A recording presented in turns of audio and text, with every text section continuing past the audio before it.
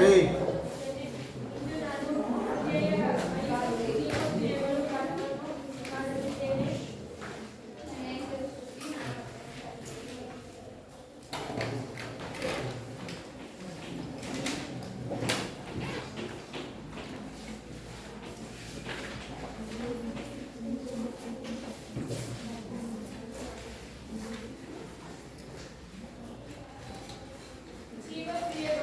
ಜೀವಕ್ರಿಯೆಗಳು ಎಂದರೆ ಜೀವಿಗಳು ವಾಗಿರಲು ಅವಶ್ಯಕವಾಗಿ ನಡೆಯಲೇಬೇಕಾದ ಕ್ರಿಯೆಗಳನ್ನು ಜೀವಕ್ರಿಯೆಗಳು ಎಂದು ಕರೆಯುತ್ತೇವೆ. ಅವುಗಳಿಗೆ ಉದಾಹರಣೆ ಉಸಿರಾಟ, ಜೀರ್ಣಕ್ರಿಯೆ, ವಿಸರ್ಜನಾ ಕ್ರಿಯೆ. ಜೀವಕ್ರಿಯೆಗಳು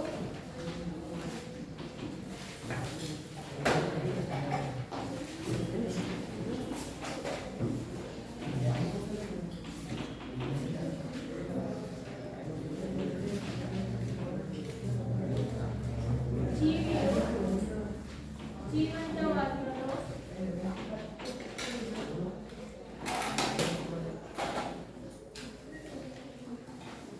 ಅವಶ್ಯಕವಾಗಿ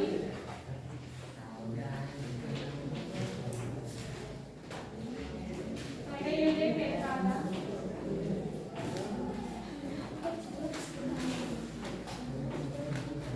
ಕ್ರಿಯೆಗಳಿಗೆ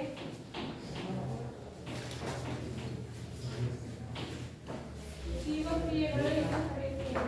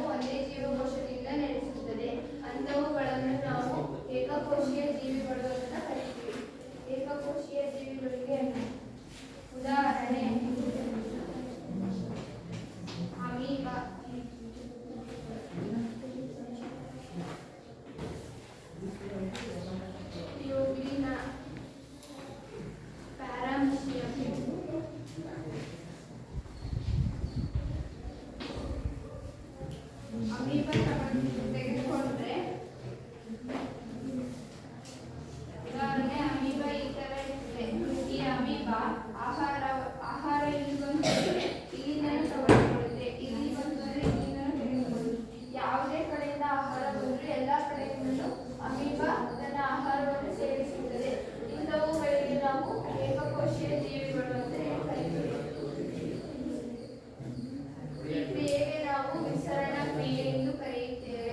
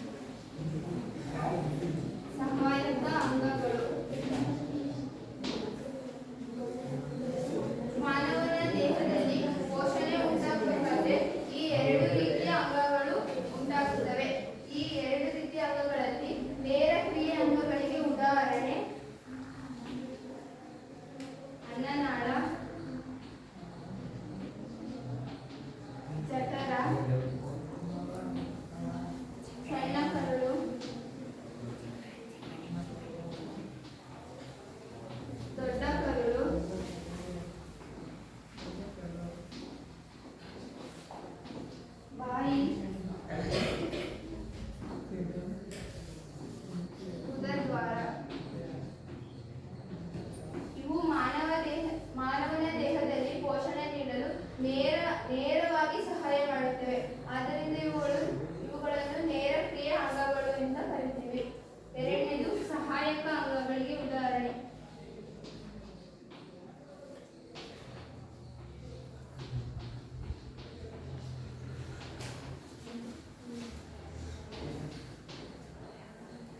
ಸಹಾಯಕ ಅಂಗಗಳು ಅಂತಂದ್ರೆ ಅದರಲ್ಲಿ ಬಾಯಿಯಲ್ಲಿ ನಾವು ಊಟ ಮಾಡ್ಬೇಕಾದ್ರೆ ಅದರಲ್ಲಿ ಒಂದು ಗ್ರಂಥಿ ಉತ್ಪನ್ನ ಆಗುತ್ತೆ. ಆ ಗ್ರಂಥಿಯನ್ನು ಲಾಲಾರಸ ಗ್ರಂಥಿ. ಈ ಲಾಲಾರಸ ಗ್ರಂಥಿಯು ಬಾಯಿಯಲ್ಲಿ ಬಿಡುಗಡೆಯಾಗುತ್ತದೆ. ಈ ಲಾಲಾರಸದಲ್ಲಿ ಒಂದು ಕಿಣ್ವ ಬಿಡುಗಡೆಯಾಗುತ್ತದೆ. ಆ ಕಿಣ್ವವನ್ನು ನಾವು ಸಲೈವರಿ ಅಮೈಲ ಅಂತ ಕರಿತೀವಿ. Salivary amylase. ಈ ಲಾಲಾರಸ ಗ್ರಂಥಿಯಲ್ಲಿ ಸಲೈವರಿ ಅಮೈಲೇಸ್ ಎನ್ನುವ ಒಂದು ಕಿಣ್ವ ಬಿಡುಗಡೆಯಾಗುತ್ತದೆ.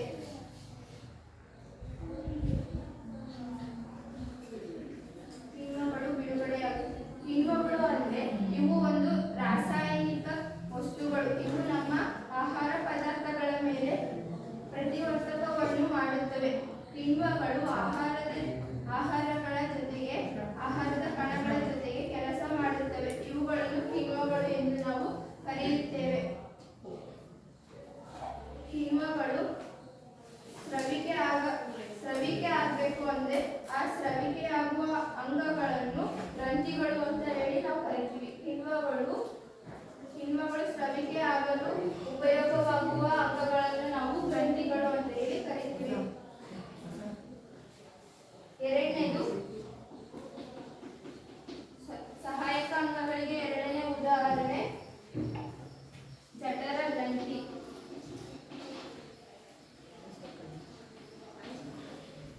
ಈ ಜಠರ ಗ್ರಂಥಿಯು ಕೂಡ ಸಹಾಯಕ ಅಂಗಗಳಿಗೆ ಉದಾಹರಣೆಯಾಗಿದೆ. ಈ ಜಠರವನ್ನು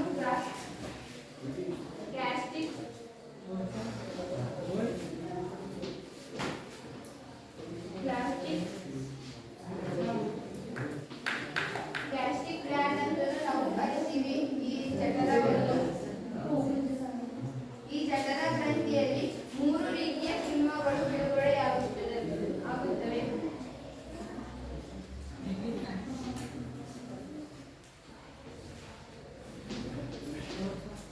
ಅದರಲ್ಲಿ ಒಂದನೇದು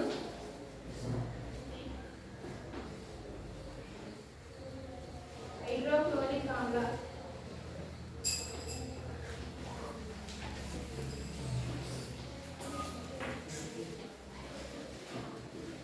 ಎರಡನೇದು ಪೆಪ್ಸಿನ್.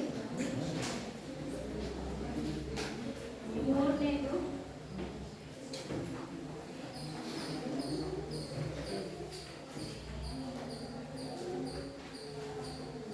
ಲೋಳೆ. ಈ ಜಠರ ಗ್ರಂಥಿಯಲ್ಲಿ 3 ರೀತಿಯ ಕಿಣ್ವಗಳನ್ನು ನಾವು ನೋಡಿದ್ದೇವೆ. ಒಂದನೇದು ಹೈಡ್ರೋಕ್ಲೋರಿಕ್ ಆಮ್ಲ, ಎರಡನೇದು ಪೆಪ್ಸಿನ್, ಮೂರನೇದು ಲೋಳೆ. ಇದು ಜಠರದ ಗ್ರಂಥಿಯಲ್ಲಿ ಜೀರ್ಣಕ್ರಿಯೆ ನಡೆಯಲು ಸಹಾಯ ಮಾಡುವ ಕಿಣ್ವಗಳು.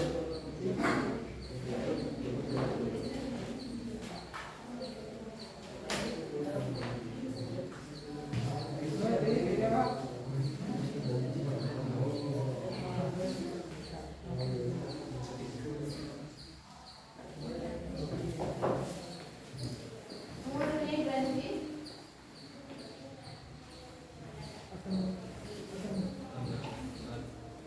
ಮೇದೋಜೀರಕ.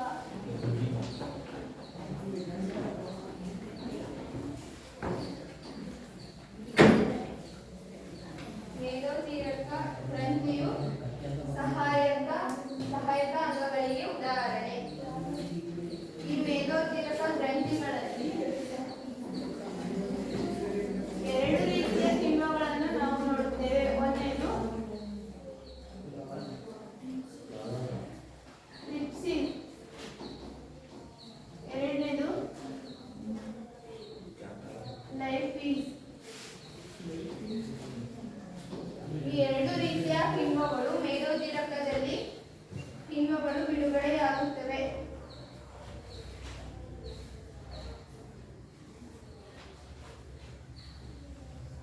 ಈ ಲೈಫೀಸ್ ಮತ್ತು ಟಿಪ್ಸಿ ಬಿಡುಗಡೆಯಾಗಲು ಆಹಾರ ಆಮ್ಲೀಯದಿಂದ ಕ್ಷಾರೀಯ ಆಗಬೇಕು.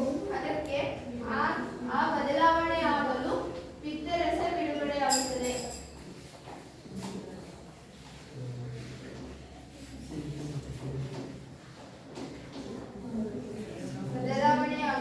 ಪಿತ್ತರಸವು ಬಿಡುಗಡೆಯಾಗುತ್ತದೆ. ಪಿತ್ತರಸವು ಯಾವುದರಿಂದ ಉಂಟಾಗುತ್ತದೆ ಅಂದರೆ ಪಿತ್ತಜನಕಾಂಗದಿಂದ.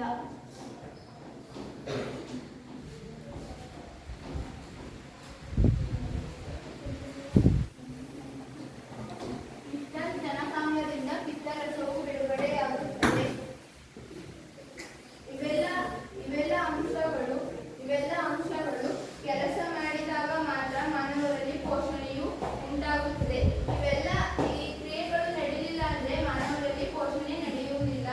ಆದ್ದರಿಂದ ಇವು ಮುಖ್ಯವಾದ ಅಂಶಗಳು ನಮ್ಮ ಮಾನವನ ದೇಹದಲ್ಲಿ.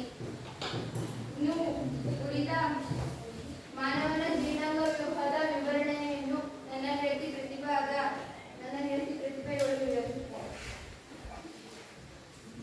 ನಾವು ತಿಂದಂತ ಆಹಾರವು ಜೀರ್ಣವಾಗಿ ಗುದದ್ವಾರದ ಮೂಲಕ ಹೊರಗೆ ಹೋಗುತ್ತದೆ. ಈ ಕ್ರಿಯೆಗೆ ನಾವು ಜೀರ್ಣ ಕ್ರಿಯೆ ಎಂದು ಕರೆಯುತ್ತೇವೆ. ನಾವು ತಿಂದಂತ ಆಹಾರವು ಬಾಯಿಯ ಮೂಲಕ ಪ್ರವೇಶಿಸಿ ದೊಡ್ಡ ಕಣಗಳ ಬಾಯಿಯ ಮೂಲಕ ಪ್ರವೇಶಿಸುತ್ತದೆ.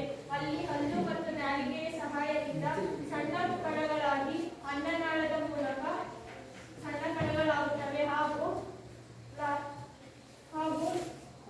ಲಾಲಾರಸ ಗ್ರಂಥಿಯು ಸಲೈವರಿ ಅಮೈನಸ್ ಕಿಣ್ವವನ್ನು ಬಿಡುಗಡೆ ಮಾಡಿ ನಾವು ತಿಂದಂತ ಆಹಾರದಲ್ಲಿರುವ ಪಿಷ್ಟವನ್ನು ಸಕ್ಕರೆಯಾಗಿ ಪರಿವರ್ತಿಸುತ್ತದೆ. ಈ ಕ್ರಿಯೆ ನಡೆದ ಮೂಲಕ ಅನ್ನನಾಳದ ಮೂಲಕ ಆಹಾರವು ಜಠರಕ್ಕೆ ಪ್ರವೇಶಿಸುತ್ತದೆ. ಇಲ್ಲಿ ಜಠರದಲ್ಲಿ ಹೈಡ್ರೋಕ್ಲೋರಿಕ್ ಆಮ್ಲ ಹಾಗೂ ಪೆಪ್ಸಿನ್ ಹಾಗೂ ಲೋಳೆ ಕಿಣ್ವಗಳು ಬಿಡುಗಡೆಯಾಗುತ್ತವೆ. ಹೈಡ್ರೋಕ್ಲೋರಿಕ್ ಆಮ್ಲವು ನಾವು ತಿಂದಂತ ಆಹಾರದಲ್ಲಿರುವ ಸೂಕ್ಷ್ಮ ಜೀವಿಗಳು ಹಾಗೂ ಪೆಪ್ಸಿನ್ ಮಾಡುವ ಕಾರ್ಯಕ್ಕೆ ಆಮ್ಲೀಯ ಮಾಧ್ಯಮವನ್ನು ಒದಗಿಸುತ್ತದೆ. ಹಾಗೂ ಲೋಳೆಯು ಹೈಡ್ರೋಕ್ಲೋರಿಕ್ ಆಮ್ಲದಿಂದ ಜಠರದ ಗೋಡೆಗಳನ್ನು ರಕ್ಷಿಸುತ್ತದೆ. ಇಲ್ಲಿ ಆಮ್ಲೀಯವಾಗಿರುವ ಆಹಾರವು ಸಣ್ಣ ಕರುಳಿಗೆ ಪ್ರವೇಶಿಸುತ್ತದೆ. ಸಣ್ಣ ಕರುಳಿಗೆ ಪ್ರವೇಶಿಸುವಾಗ ಪಿತ್ತಜನಕಾಂಗದ ಗ್ರಂಥಿಯಿಂದ ಟ್ರಿಪ್ಸಿನ್ ಹಾಗೂ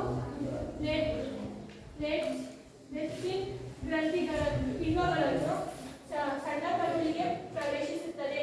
ಸಣ್ಣ ಕರುಳಿನಲ್ಲಿ ನಾವು ಆಹಾರವು ಜೀರ್ಣವಾಗುವಾಗ ಆಹಾರದಲ್ಲಿರುವ ಪ್ರೋಟೀನ್, ಕಾರ್ಬೋಹೈಡ್ರೇಟ್ಸ್ ಅಂತಹ ನಮ್ಮ ದೇಹಕ್ಕೆ ಬೇಕಾಗಿರುವಂತಹ ಶಕ್ತಿಗಳನ್ನು ಒದಗಿಸುತ್ತದೆ.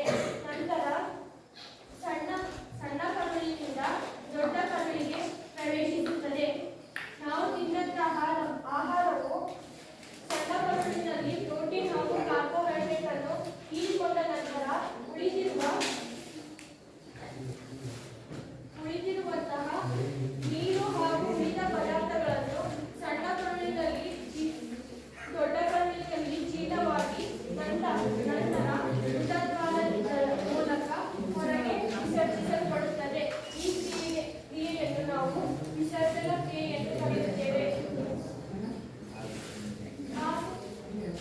ಮಾನವನ ಜೀರ್ಣಾಂಗ ವ್ಯೂಹವನ್ನು ಕೊಂಡು ಭಾಗಗಳನ್ನು ಗುರುತಿಸಿ ಎಂದು ತಮ್ಮ ಮೌಲ್ಯಾಂಕನದಲ್ಲಿ ಕೇಳಬಹುದು. ಇದರಿಂದ ನಾವು ಮಾನವನ ಜೀರ್ಣಾಂಗ ವ್ಯೂಹವನ್ನು ಕಲಿತು ಅದರ ಭಾಗಗಳನ್ನು ಗುರುತಿಸಿದರೆ ನಮಗೆ 5 ಅಂಕಗಳು ದೊರೆಯುತ್ತವೆ. ಸಸ್ಯಾಹಾರಿ ಮತ್ತು ಮಾಂಸಾಹಾರಿ ಕರುಳುಗಳು ಸಸ್ಯಾಹಾರಿ ಕರುಳುಗಳು ಹಾಗೂ ಮಾಂಸಾಹಾರಿ ಕರುಳುಗಿಂತ ಚಿಕ್ಕದಾಗಿರುತ್ತವೆ. ಏಕೆಂದರೆ ಸಸ್ಯಗಳು ಕೊಳೆಯಲು ತುಂಬಾ ಸಮಯ ತೆಗೆದುಕೊಳ್ಳುತ್ತವೆ. ಆದರೆ ಮಾಂಸವು ಬೇಗ ಕೊಳೆಯಲ್ಪಡುವುದರಿಂದ ಸಸ್ಯಾಹಾರಿ ಪ್ರಾಣಿಗಳಿಗಿಂತ ಮಾಂಸಾಹಾರಿ